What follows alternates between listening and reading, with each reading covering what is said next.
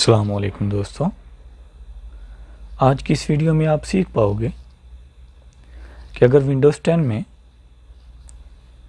आपका internet connected होने के बावजूद भी काम नहीं कर रहा तो आप क्या कर सकते हैं। सबसे पहले आप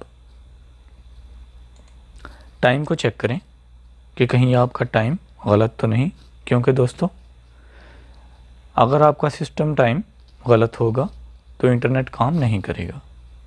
उसके बाद आप अगर सिस्टम टाइम ठीक है तो आपने क्या करना है, सर्च बार में टाइप करना है CMD कमांड प्रॉम्प्ट और राइट क्लिक करें इधर, run as administrator first option और यस कर दें। अब आप टाइप करेंगे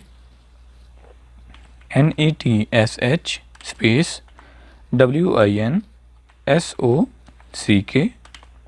स्पेस RESET स्पेस CATALOG और एंटर प्रेस कर दें। सिस्टम आपको रीस्टार्ट ऑप्शन देगा, लेकिन आपने रीस्टार्ट नहीं करना।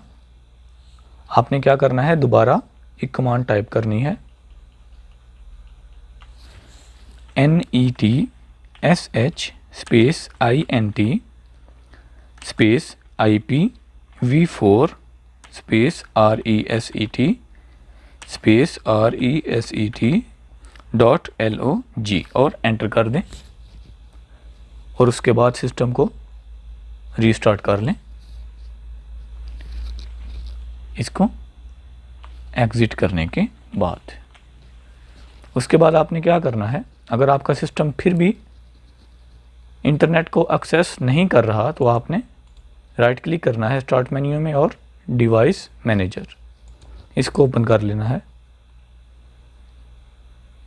और मॉनिटर के नीचे आप देख रहे हैं नेटवर्क अडाप्टर्स, इसको सिलेक्ट करें